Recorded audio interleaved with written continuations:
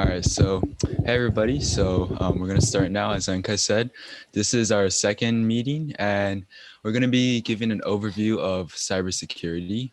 We're actually gonna be going over quite a lot today, so you guys gotta make sure you guys stay tuned. Um, First up, can we switch? Yeah. So this is our table of contents. So the first thing we're gonna be going over is an explanation of the weekly challenge. Then we'll be talking about the history of cybersecurity, what is cybersecurity, and also the areas of cybersecurity. The second half of our presentation will be on careers, training and certificates, how to learn, and lastly, CyberPatriot. So without further ado, I believe Zenkai is going to start us off. So yeah, let's walk through the weekly challenges. So here's the form, you haven't seen it already. So weekly challenges, what it's about, it's basically you're trying to find, well, at least for this one, you're trying to find so-called flags from the above two like URLs, and it's basically plain text in the format of like WK chow, curly braces, some text in between, and then the closing curly braces. And so our first one is it's a website, and so let's walk that through. The first thing you want to do is view the HTML source code of the website. So there's two ways you can do that. The first one is basically inspect element. You can use the inspect option, or you can do Control-Shift-I, and this will bring you to this menu. If this is the Chrome DevTools, you can use it to diagnose the website and execute some JavaScript, view all the CSS or HTML sources and JavaScript as well. Well, that's the, yeah. And you can also access the cookies in the, wait, let me move that way, in the application section. But there's no cookie right now because I haven't set any. So what you want to do is, since this is a like first week's challenge, it's not going to be that hard. So you can do week chow. So basically, it's just search the flag format, and then you'll find the flag inside a comment. Okay, you copy that, and then you're done. Another way you can view the source code is Control-U. This will bring you here, and then you can just see it clearly. It's like right there. Okay. So so HTML is like a language that describes what the website looks like. So here we have, the header section stuff. And so the web designer would have coded it, and then so that the website looks like what it does right now. And it works with CSS and JavaScript to make the website functional and good looking. So next up, we have challenge B, which is this strange looking string. So since we haven't gone over it, but we're just using it to test if any of you guys is already experienced with this kind of stuff, which isn't any, but fortunately that means we got some work to do. So this is okay, quick question. Did you post the flag format before? Because I was so confused. I literally just typed flag and I couldn't find anything. Is it in there? It's right there. Yeah, I updated it a while, like a little bit later. Yeah. So basically, some of you who have some experience might recognize that this is a Caesar cipher, or at least you could have guessed. So a Caesar cipher is like a weak ancient type of cipher that uses shifting to encrypt text. And there are only 26 letters, so there are only 26 possibilities. So what you can do is Google Caesar breaker, or brute force or something like that, and then yeah, just try it out. You have to do some investigation. So let's break. So yeah, so there are these are the 26 possibilities. You can go through each one of them and see which one has weak shell. So yeah, the second one has the weak shell flag format. So copy it, submit it, and you'll be done. And so through this first weekly challenge, we'll try to test how many people in our club already have a bit of experience with this type of CTF style problems. And for this week, you'll have some research questions that is Googling. From now on, these questions will go hand in hand with the meeting plan, and then we'll go a bit further than what we covered in the meeting, so which is why we strongly recommend you to do them. Don't feel pressured though, it's still optional, but we can't cover everything in our club meeting, so try to get most of the club by doing these problems. So right now,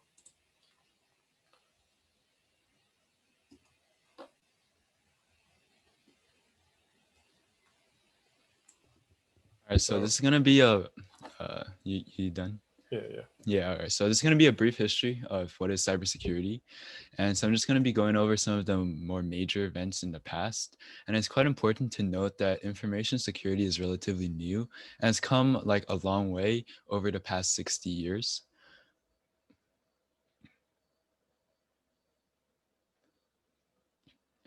So the first milestone came in 1960s.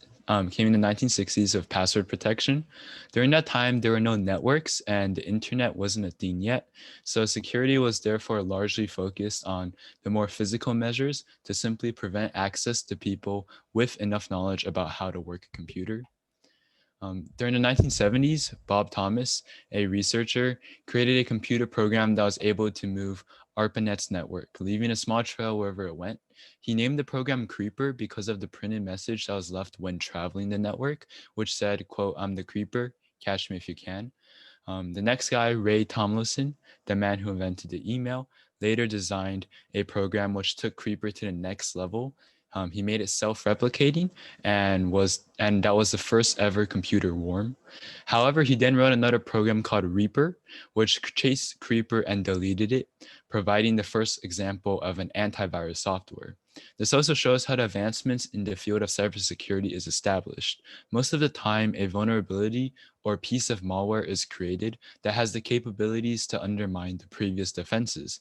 And then a form of antivirus or cyber defense is created that has the ability to stop the new and advanced malware. Over the years that followed in the 1980s, computers started to become more and more connected, and computer viruses became more advanced. And information security systems could not keep up with the hacking approaches. So the Russians, for example, employed German computer hacker Marcus Hess to steal US military secrets. He hacked into over 400 military computers, including mainframes at the Pentagon, and he intended to sell the secrets to the KGB. 2 years later, in 1988, the birth of the Morris Worm, which is one of the major turning points in the history of information security. The Morris Worm was designed to infiltrate terminals using a known bug and then copy itself. Its aim was to identify lacking areas in a network prevention system. However, its ability to self-replicate caused the worm to render computers inoperable and slowed the internet down to a crawling pace. It also spread quickly throughout the network and caused untold damage. In fact, Robert Morris became the first person to become successfully charged under the Computer Fraud and Misuse Act. The Computer Engineering Response Team, or CERT, was also formed as a result in order to prevent cyber issues like this from happening again. Lastly, during the 1980s, the ARPANET network also became more commonly known as the Internet and became available to the public as the World Wide Web during 1989. So in the 1990s, with the internet becoming available to the public, more and more personal information was found online. Because of this, hackers started to steal data from people and governments via the web. During the 1990s, network security threats had increased exponentially, and firewalls and antivirus programs had to be produced to protect the public. A NASA researcher created the very first firewall program design following a computer virus attack at their California base. The research and their team created a virtual firewall, which they modeled on a physical structure that prevents the spread of actual fires within buildings or structures. However, while these firewalls and antivirus programs went some way to maintain the risk of attacks, computer viruses and worms kept coming and continued to overwhelm the cybersecurity measures at the time. In the early 2000s, governments began to clamp down on hacking, giving much more serious sentences, including extensive jail time and large fines. Compared to the 1980s, where hackers were given much lighter sentences, ranging from stern warnings to probation, this was a major leap. It shows how cyber attacks had the potential to cause mass damage and illustrated the need for more advanced cyber defenses. Lastly, due to the consistent rise of technology, hacking became ever more complicated over the years that followed, and a number of major data breaches now largely define the era. These include Snowden and the NSA in 2013. Edward Snowden, a former CIA employee, copied and leaked classified information from the NSA, highlighting the fact that the government was effectively spying on the public. He is controversially thought of a hero to some and a traitor to others. In 2013, hackers broke into Yahoo, jeopardizing the accounts and personal information of all their 3 billion users. It ended up costing Yahoo over $350 million. Lastly, in 2017, the first ransomware, called WannaCry, targeted computers running Windows and demanded ransom payments in Bitcoin. In only one day, the worm infected over 230,000 computers across 150 countries.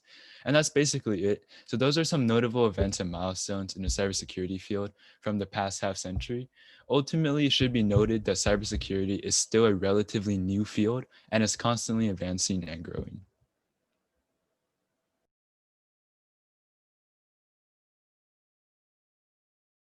All right, so I'm going to talk a bit now about what actually is cybersecurity. So, general definition that a lot of the industry goes by is cybersecurity is basically the protection of anything from a network, applications, data, even your hardware. So that could mean making sure your networks, your computers all connected, and your data servers are all up and running and things like that.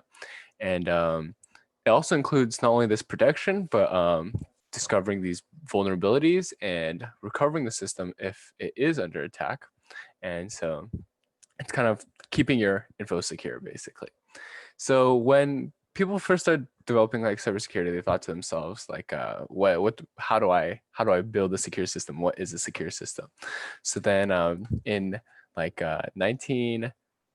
76, there's like this first proposal of this idea called the CIA triad. You might also hear it as the AIC because sometimes it gets confused with the Central Intelligence Agency. And the CIA stands for confidentiality, integrity, and availability. And so confidentiality is like the idea that your private info, what's private to you or what's private to an organization or even the government, should stay private. And it should be, and in today's world, that's kind of enforced by like all the cryptography we have, the encryption we have, the permissions that users have on a network and things like that.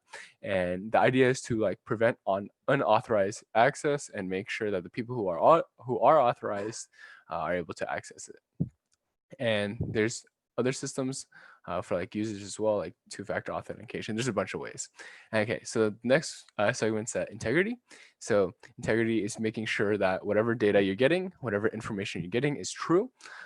So you can think of that like if you go onto facebook.com, you will want to be going to Facebook and not some random website. Or if you're going on to Wikipedia, you're making sure you're going on to Wikipedia. However, Wikipedia's info might not always be credible because of, like anyone can change it. But it also deals with things like when you download a file, there's something called checksums. So checksums are kind of a way, it's like just a series of numbers or letters, and it makes sure that the file is the right file. And a lot of algorithms and technology has been developed around this to make sure that you're getting what is the right info. And then, okay, availability. So availability is kind of like making sure that everyone can access the info, or people who need to access the info can access the info. And that's kind of dealing with like making sure systems up, or when you go into google.com, you're on google.com and it's not like down every half hour. And that kind of deals with things like making sure you have multiple servers and There's a lot of technology. You guys might have heard of RAID, and so basically making redundancy. So like making sure that the info, even if one system goes down or one server goes down, it can still be, there's a backup and it can be accessed from somewhere else. And this also deals with preventing like attacks, right? So attacks on the server, sometimes the servers might go down and you don't want the bad people accessing your website and overloading it, or your server and overloading it. So there's firewalls, you have filtering, like a blacklist of IPs maybe. So IPs are like computer addresses. And also when you have like analysis tools to kind of figure out bottlenecks or places where the traffic is like tight, or where your server is like it's slow, I guess, or what's preventing you or users from getting to your server or accessing information. And so with the CIA triad, there's kind of around cybersecurity, there's kind of this notion of hackers. And so just like how CIA has 3 kind of sections, there's also like 3 sections of hackers. And so there's black hat hackers, there's white hat hackers, and there's more of a middle of gray hat hackers. And how these kind of correlate with the CIA triad is black hat hackers, like the bad guys, they're unethical, they have malicious intents, and their goal is to break CIA. The goal is to leak information, to get information they're not supposed to get, or to shut down website servers so that other people can't access information, and oppose these kind of principles. And then there's white hat hackers, which is like the opposite of black hat hackers. And they're more ethical. They're trying to fix the problems black hat hackers, prevent the problems that black hat hackers are giving, and defend the CIA triad. And then there's more of the middle of gray hat hackers. And those kind of are guys who kind of are black hat hackers, but they have good intents, and their intents are white hat hackers. And to give you kind of an example, you can think of, I think in the early 2000s, I don't know if you guys know what Apache is.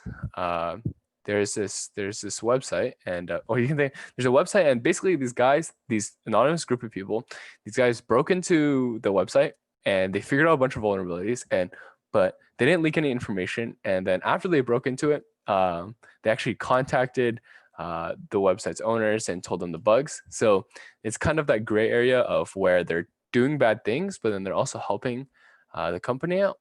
And sometimes they get in trouble with the law, and sometimes, but yeah. So in our club, I'm gonna make sure that all of us that are white hat hackers know bad stuff, and keeping a controlled environment, making sure that we're not like damaging anything or getting into any trouble. And so so now moving on to offensive and defensive. So you can think of offensive as, or for offensive and defensive, there's like 2 main teams. There's red and there's blue. So red teaming, blue teaming, and and you can see there's a little picture of red team and blue team. And so red team is more you're trying to break the system. Well, okay, there's a clear thing with red teaming and blue teaming. Usually these are hired by big companies, and it's 2 teams, and both of them are white hat hackers, but one team is trying to break into the system, while the other team is trying to protect the system and figure out how to prevent these attacks. But the red team is still working for the company, and so by breaking into your own system, you kind of can figure out how other people might break into your system. And so red team, what they do is they can use tools, or it's known as penetration testing, and yeah, they just try to break into the website and or whatever the network or server, and when they figure out a way, they kind of report back to blue team, and they do some talking on how to fix it, and it's all ethical hacking, but yeah, so red team's doing things like exploiting vulnerabilities, we'll talk about shortly. And there's another thing called black box testing, where basically when you're trying to hack into a system that you really don't know about, it's kind of like a black box. You don't know how the system works. It's a box, you can't see inside it. And so you kind of put in an input and you see what outputs, and based off what you're inputting and outputting, you can kind of start to get a feel, get a vibe for the system. And that's how red team most red teams kind of try to exploit their system they're trying to break into. And so in blue team, while red team's trying to break into it, blue team's trying to defend. So they do things like damage control, they respond to the incidents, and first line attack is also threat mitigation, so preventing any attacks before they even happen.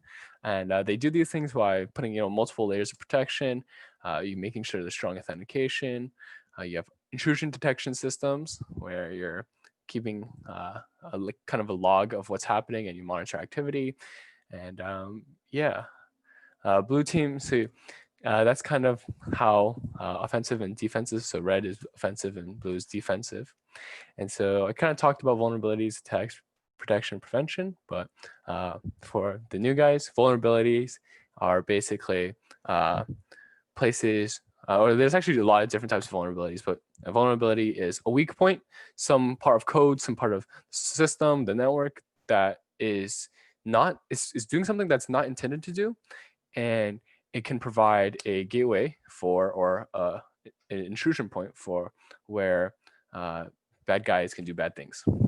And so there's a lot of types. Like these are some, we'll definitely get more into this as the year progresses, but there's like just some names so that you guys maybe can click when we hear them later. There's 0-day vulnerabilities, where it's like there's no knowledge about it and it happens, and there's no, like they don't know about how it happens, and the vulnerability happens, and within 0 days it's broken, the system's broken too. And there's kind of technical ones, technical terms like SQL injections and XSS injections. So those are into websites and databases. Path traversal, insecure, when you have insecure connections, outdated, when you have outdated software, and when you have weak authentication, there's those kind of vulnerabilities. And usually they're over the internet because physical vulnerabilities are kind of higher. That's like you have to gain access to a computer. But there's actually a famous one. I'll go over real quickly. There's a US attack. Actually, I thought this was pretty interesting. So basically in 2008, there's a base in the middle, like a military base in the Middle East, and some guy, there's like some USB left on the ground, and apparently some guy picked it up, stuck it in his computer, and that was a US, as part of the military, and it's kind of a lesson: don't stick USBs into your computer when you don't know what's in the USB. And he stuck the USB in his computer, and it was actually a virus, and it spread throughout, not only in his computer, but through internet and through other connections. It spread to actually the US military. And a lot of data was probably stolen, privacy was exposed. And it's called Operation Buckshot Yankee for when they tried shutting it down. But okay, so that's vulnerabilities. You have attacks, right? So attacks are when you exploit these vulnerabilities. So it's like you guys might have heard of DDoSing or DOSing, where denial of service. And you might have heard, like, I don't know, people getting DDoSed when they're playing games. I don't know. And then you also have backdoors. So where a virus or a vulnerability is exploited, and they get into your computer, and there's something called persistence, and they want to make sure that they're still in your computer even if you delete their program, whatever. And so they install backdoors where they can, it's like a backdoor of a restaurant or a room where you can go through backdoor. You don't have to go through the front door. And so there's also like phishing attacks, privilege escalation attacks. Phishing is like where it's kind of like where you go fishing. Wait, okay, just kidding. But like phishing is where you kind of try to steal information from people, and it's like, click on this link, and then you click on the link, and or like, I don't know if you've seen it on Instagram, click here to get free V-Bucks, and then you click for V-Bucks, and like your Instagram info is stolen. We'll actually go into how that kind of happens more into this year. And there's also things like privilege escalation, where you first enter as maybe a user, but then there's like some holes you can crawl through and go up, and then basically what happens is you can gain like full admin access on a system.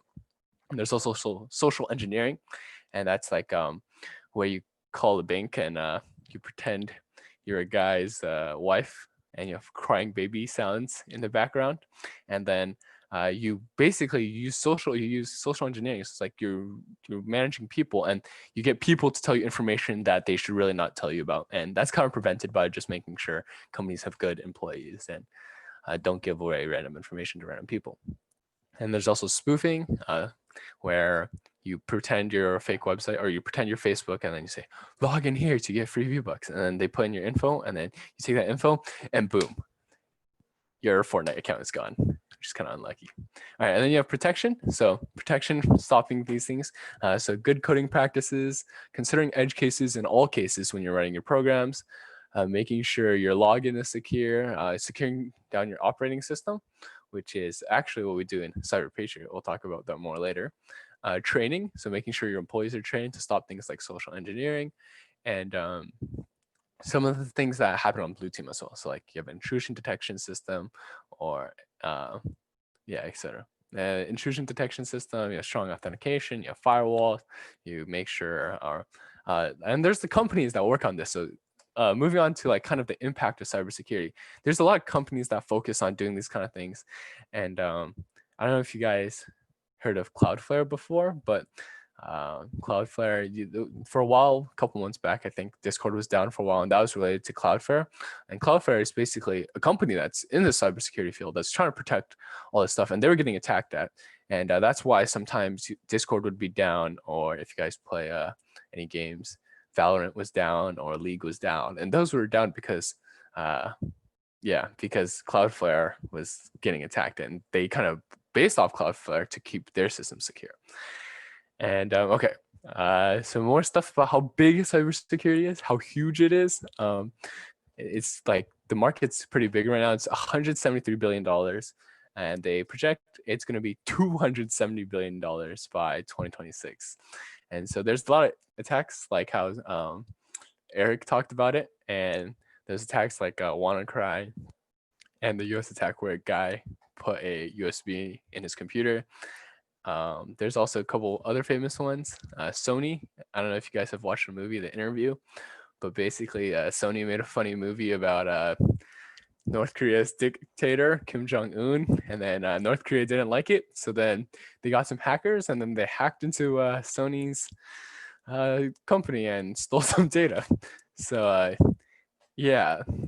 don't make funny movies about oppressive dictators, I guess. And so our club's goal is to, try to get you guys interested in these kind of things, and teach you some cool stuff. And that's basically cybersecurity.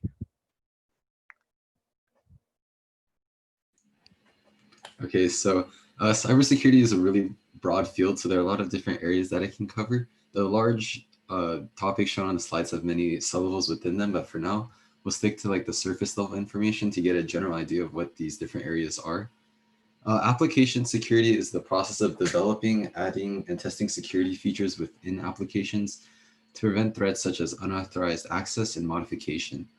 Application security is extremely important because nowadays applications are connected over various networks that are really large, which exposes their vulnerabilities to more security threats. Also, black hat hackers are trying to attack apps more today than in the past. Data center security refers to physical practices and digital technologies used to protect a data center from external threats and attacks. And data centers store IT infrastructure that allow companies to use services such as data storage, backup, and recovery. And due to the fact that there's so much sensitive information being stored in one location, these places have to be secured physically and digitally. Physical security is related to the data center's design, its layout, and the number of entry points into the building. And there are also security guards and surveillance cameras as an extra layer of physical security. Digital security comes in the form of software that provides visibility and control into everything from access and alarm systems to sensors in the perimeter of the building. Encryption and key management is the process of administering the full life cycle of cryptographic keys. This includes generating, using, storing, archiving, and deleting keys permanently. And it's important that these keys are deleted permanently because to protect the integrity of the encryption system, because if a hacker finds an already used key, they can find patterns within them and use them to break future keys that are generated. Protection of the encryption keys includes limiting access to them physically, logically, and through user/role access. And lastly, identity and access management is about defining and managing the roles and accesses of individual network users and circumstances in which users are granted or denied certain privileges.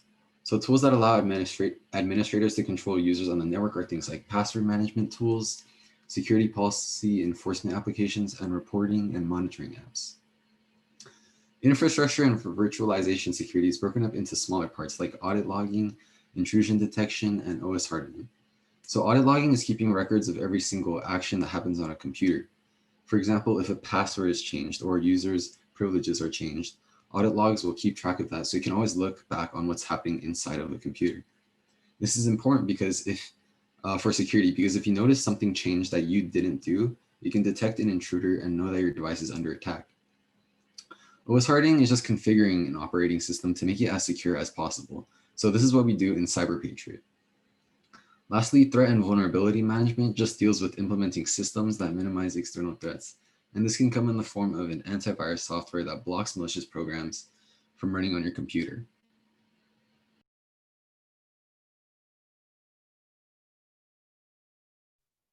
All right, so with all these different fields, there are obviously a wide variety of jobs you can work with. The more IT related stuff, the more system related areas that you heard earlier in our presentation, those have to deal more with cybersecurity consultants and sysadmins, short for system administrators. And these people basically just manage the system, make sure everything's nice and secure, basically what they mentioned earlier. And then there's also another section where you, well, one of the names is penetration testers. And these people are like the North Korea hackers. They're the ones that actually break into the systems, break into software, that kind of stuff. And basically, if they're working on good terms, if they're white hat hackers, they'll break into these systems, then tell the company how they did it so that the company can fix that all up. Now, these jobs can pay pretty high up. As you can see on the slide, cybersecurity specialists, which is a introductory job, right? That's a pretty low level job, is already making $89,000. And cybersecurity architects, which are more of the higher level, can even break six figures. So if you're in this for the money, it pulls through. And then to be able to get all this stuff, you have to go through a lot of training and certifications, which we will talk about later in the slide. But for the most part, there are a lot of jobs that pertain to system security and breaking into these systems to alert the companies.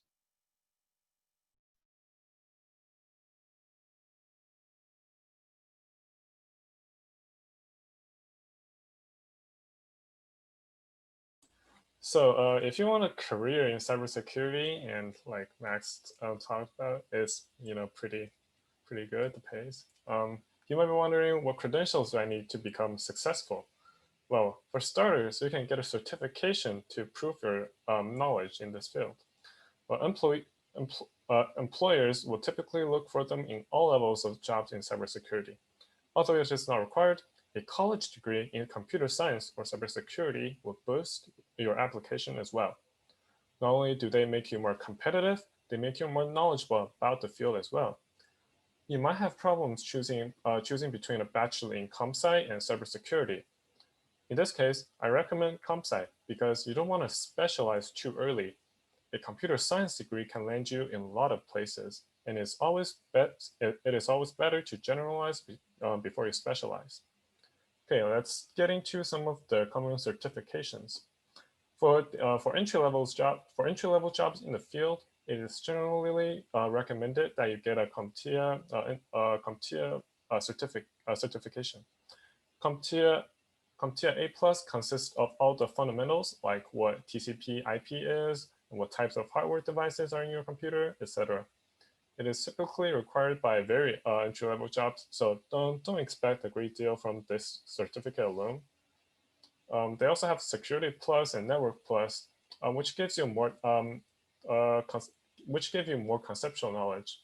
But with those, you still wouldn't be able to land a somewhat high-paying job with those. Although there are more high-level CompTIA certs, it might be a better idea to look at the more advanced certificates below, like CISA, CISA, and CISSP. So for example, a CISSP, or a Certified Information System Security Professional, makes 125,000 on average a year. And if you're interested in computer networking, you might also find Cisco certifications useful, like the CCNA and CCIE. Be aware that these certifications are related to Cisco products. If you want to be a penetration tester, you can be rest assured that the offensive security certifications will help you through, as it is the industrial standard for a proof of practical knowledge with penetration testing. The CEH certification or the certified ethical hacker one will be a joke compared to these certifications.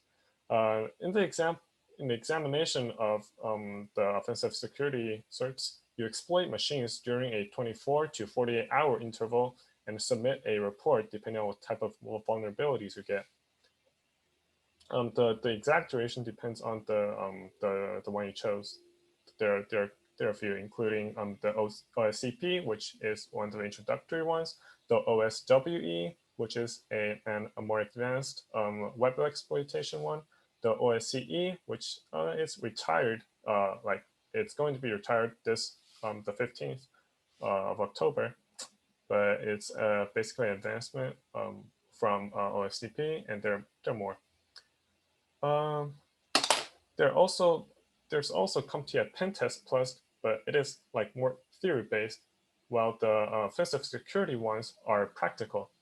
Although it does have some performance based questions in the Pentest Plus exam, the offensive security ones uses live labs, which is more realistic than these performance based questions or PBQs.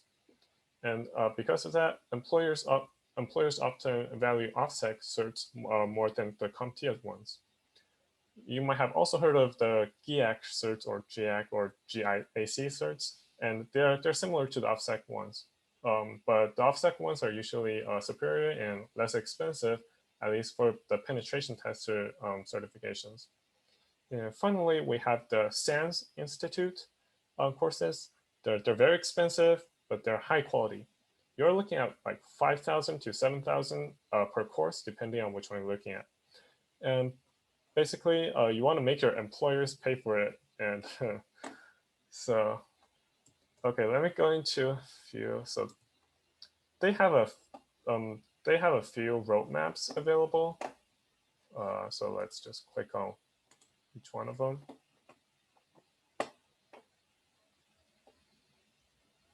Yeah, this is the one that CompTIA provides, and yeah, and the right side is the type of sub area you want to get into with IT, and the further down the list, you'll typically see like software development, which is like a bit far from security, and on the top of the list you'll find the stuff that's closer to cybersecurity. And you don't have to get through all of them, but they're just suggestions for what you could take, and they don't include all the certificates.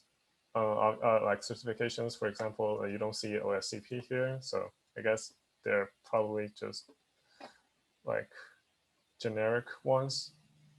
Huawei.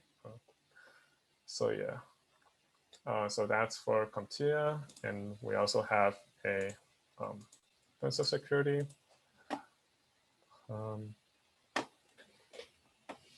So yeah, they offer currently 5 courses and 5 corresponding like certifications that you could take an exam on.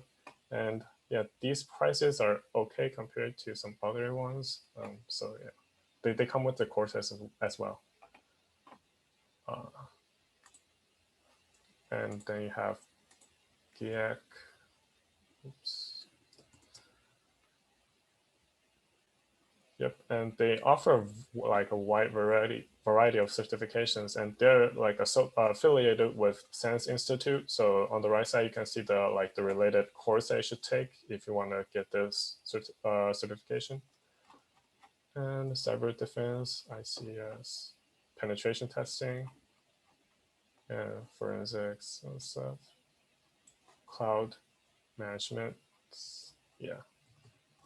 All right, so that's it for GIAC, and then you have the SANS Institute courses. And these are the categories you could look into if you're interested in any of those. And yeah, super expensive courses, but it's like very well very well known, and it's like very people respect those. They're up to date, they're comprehensive, but they're expensive. Make your employers pay for it. And there are obviously like many others certifications that we haven't covered here. So yeah, if you want a job in cybersecurity, you should do some research. Okay. Let me present. Okay, and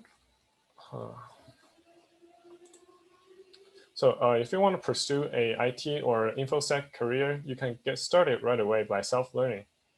There are a lot to learn, but if you're curious enough, you'll figure everything out one by one. For example, you might be wondering how the internet works. Hey, go figure it out and like fire up a Google search or whatever your favorite search engine is.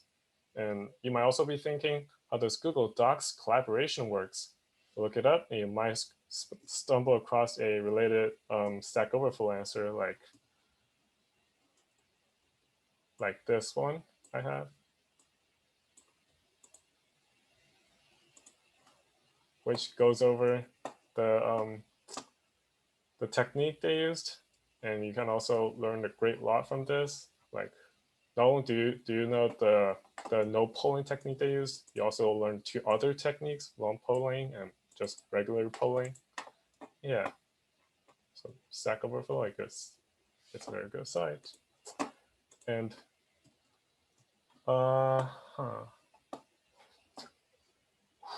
so you should also spend some time learning new programming language, frameworks, tools, and etc. Do some CTFs to improve your skills. We'll get into that after our OS hardening session, which is coming up next. So that one will probably, so the OS hardening section will probably take up 4 lessons or 4 meetings, and then we'll cover CTFs soon. And you can also watch YouTube videos from cybersecurity related channels like Live Overflow, John Hammond, IPSec, etc. You're really missing out if you don't. There are blogs on the internet that might be helpful. You can probably look up a compilation list of famous blogs on Reddit or just search engine. Follow security researchers and InfoSec professionals on social media because they might share interesting stuff. Hey, Zenkai, your computer's lagging a bit. We can't see anything. What do you mean? We just see the loading screen for the slides. Oh, there we go. Oh, okay. All right. Thanks. So, so books are also a good way to learn because they're those who publish books are, so these books like cybersecurity related books are usually very respected. They have like a lot of editions. They're constantly being updated, like Hacking Exposed. So this so the image at the bottom is like the 7th edition. And there are also Hacker Playbook, the Shareholders Handbook, TCP IP Illustrated, and there are a bunch more. And finally, our club can help you learn through weekly meetings. So our ever updating wiki at bit.ly/CSC wiki. And feel free to also ask us questions and discuss on Discord server.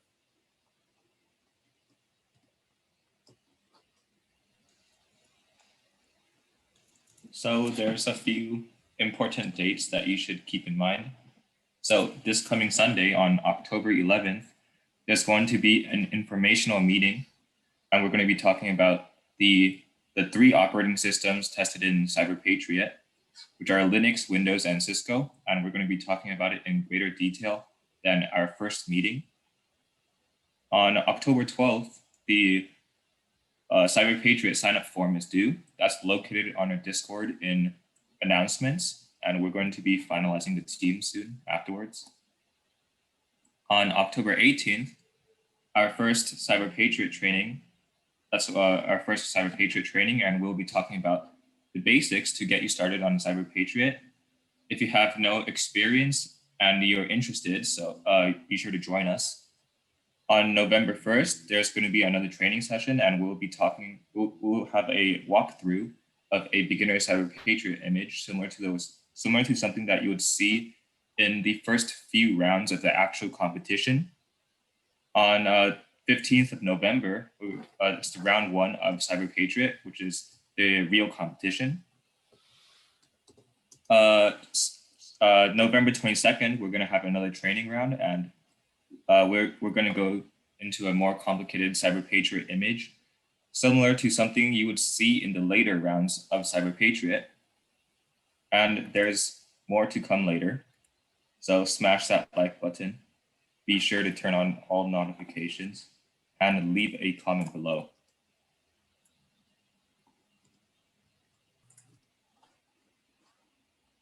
So we have come to the end of the meeting, and if you have any questions, you can just ask, unmute in the or like type it in the chat.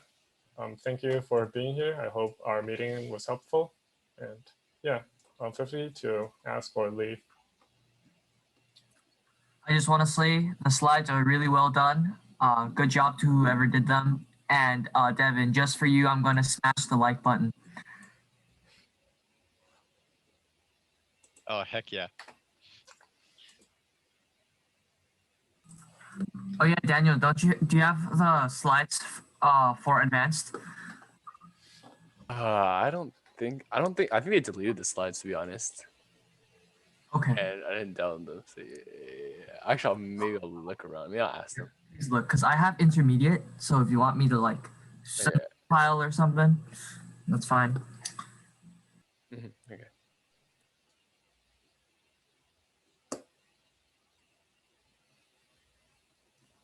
So I'm gonna stop sharing.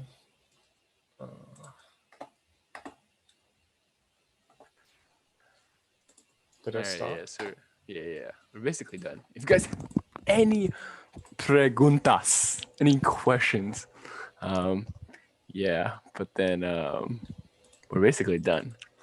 And moral of the story, like what Max said and what I said in my presentation, is don't get North Korea mad, or they will come with you with their hackers and take down. Don't mess with Kim Jong. Yep. Don't mess with little rocket man. Don't mess with the KBG. Is that right, Max? Yeah. Mr. Kim. Mr. Kim. All right. Wait, isn't Josh supposed to be in the mobile? Wolfgang meeting. That's what Right. Okay. Are we done? Yeah, we're done. In the meeting? We're See just you gonna guys buy later. you. No, Yeah. everyone's leaving. Yeah. Hit the Alright, subscribe later, button. See you later. Okay, bye guys. Bye, We're gonna bye. end the meeting. All right, later, everyone.